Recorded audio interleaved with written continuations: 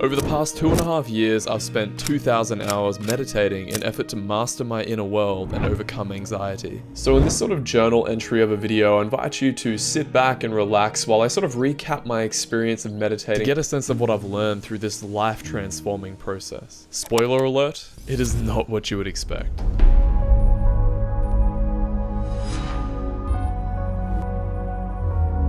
To tell this story so far, let's go back to 2019. I was working as a cardiac technician, fresh out of university, having graduated my biomedical science degree. I was training at the gym and looked my best, had a beautiful girlfriend. So on the surface, everything was going well, but under the hood, not so much. I was dealing with tremendous amounts of anxiety. I was playing video games upwards of 10 hours per day to mask that underlying discomfort. I would socially isolate myself. I would feel exhausted after work. So while things looked good externally, internally, it was a completely different story. Enter Tim Ferriss and Sam Harris. The most common pattern that I've seen after interviewing hundreds, 300, 400, 500 world-class performers at this point is that at least 80% have some type of mindfulness or meditation practice.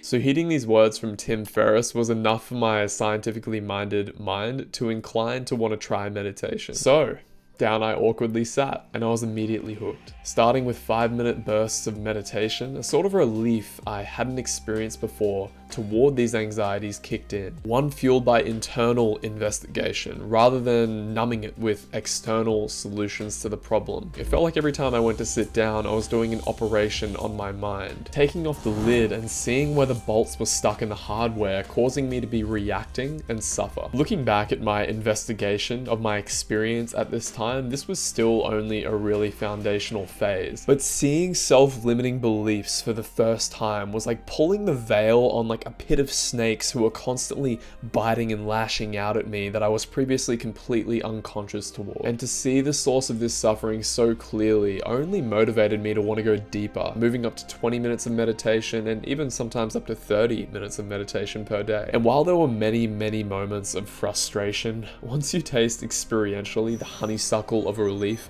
from anxiety that was conducive to so much suffering in my life at the time, there's no going back. So at this point, it was time to level up my meditation by attending my first 10-day Vipassana meditation retreat with some probably unexpected results. To get the best result of your stay here, you have to work very hard. 10 days of complete silence, meditating for 10.5 hours daily, without reading, writing, exercising. Here, I was taught the technique of Vipassana meditation by S.N. Goenka. Through scanning the body from head to toe, I learned that my experience is made up merely of a constant flux of sensations. You learn the art of deconstructing your previously so deeply held thought patterns of self-limiting beliefs, of attachment, of thoughts of negative emotion. So when brought to maturation, experience sort of begins to feel like a video game, where you have a lot more objectivity and you can let go of things a lot easier. So as you can imagine, applying this to anxiety at the time for me was immensely exciting, knowing that there was an opportunity to really let go of some serious suffering that I was holding on to at the time. And you couple this with the charisma of the teacher of S.N. Goenka, and I was completely hooked on the technique. You are exploring the truth. I left that first retreat feeling so much vigor for practice, knowing that if I continued the recommended 2 hours daily of meditation, I would be able to get to the root of my suffering once and for all for the rest of my life.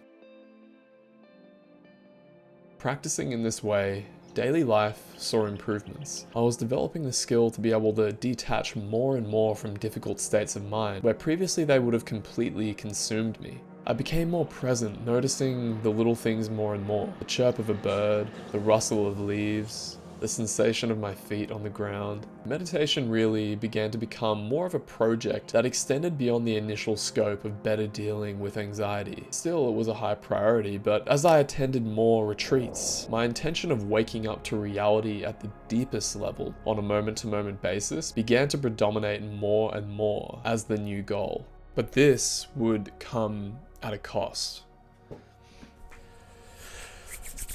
Okay, now that we've got the spooky atmosphere, I want to get real about meditation and just speaking from my own direct experience. Now, I want to be clear, while meditation has indescribably good benefits, but meditation is not sitting cross-legged on the edge of an ocean with your legs folded into an awkward pretzel in a state of bliss and happiness. It's far from that when you take it seriously. It's like you're taking all of the thoughts that you thought about who makes up Sam and you're shredding them to pieces with laser beam investigation or seeing the emptiness through different practices to see truth, who you are at the deepest level of your mind. It's a complete paradigm shift of what you've been taught your whole life growing up.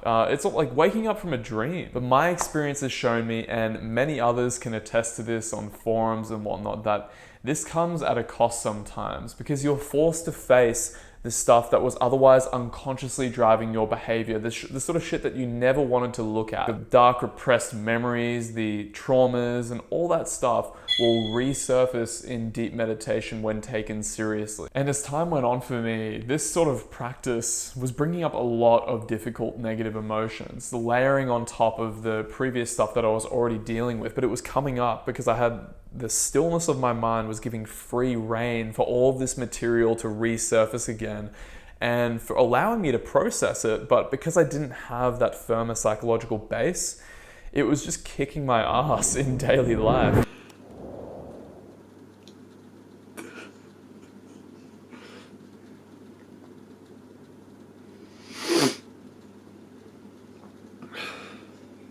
It was just not helpful to be able to bring this stuff up and then just be so caught up in it that I couldn't actually even ground myself enough to do the practice of deconstruction to see through to its true nature. Now, this is counterweighted with immense liberating insight that I continuously am experiencing in my day-to-day life, glimpses of what's possible.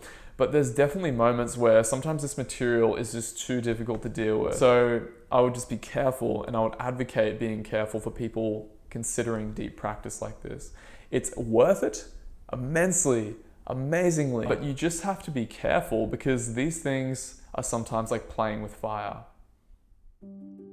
I think a lot of people, myself included, are seeking a relief from suffering at the deepest level. In an age riddled with anxiety, depression, and uncertainty, truth is becoming more of a goal, and meditation, contemplative practice, and self-inquiry is the vehicle to find it. But I believe many, and myself included, sometimes turn to spirituality as the one thing that will solve all of their problems. While it's true that meditation works at the deepest level of mind to eliminate suffering, one thing I'm playing out more and more is engagement with the world is still of vital importance, of working, of serving others, of taking action, of laying a healthy psychological base rather than sitting and hoping that one day you'll have a perceptual shift that will make everything easier for you. Which brings me to today. So meditation and awakening still remains the most important goal for me by far. It's become the #1 priority in my life. And this is really the product of having tasted deep experiential shifts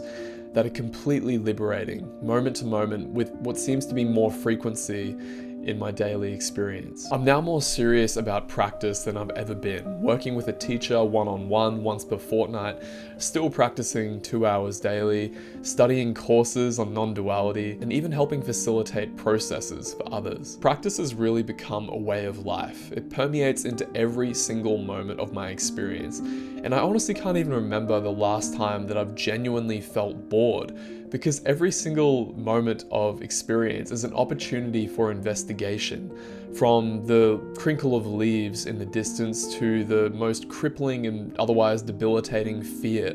It's all seen as objects for investigation toward awakening. While there have been many ups and downs over the past couple of years, over these thousands of hours meditating, the deepest part of me is understanding more and more that I have everything I need within me and that I'm completely okay. And awakening, this process, this endeavor, is making that clearer and clearer the more that I practice. And if you're curious about what I wish my meditation teacher would have told me earlier on in my practice, check out this video now, which will go into more depth about the more darker sides of meditation. I'll see you in the next video. Thank you so much for watching this one, guys. Much love.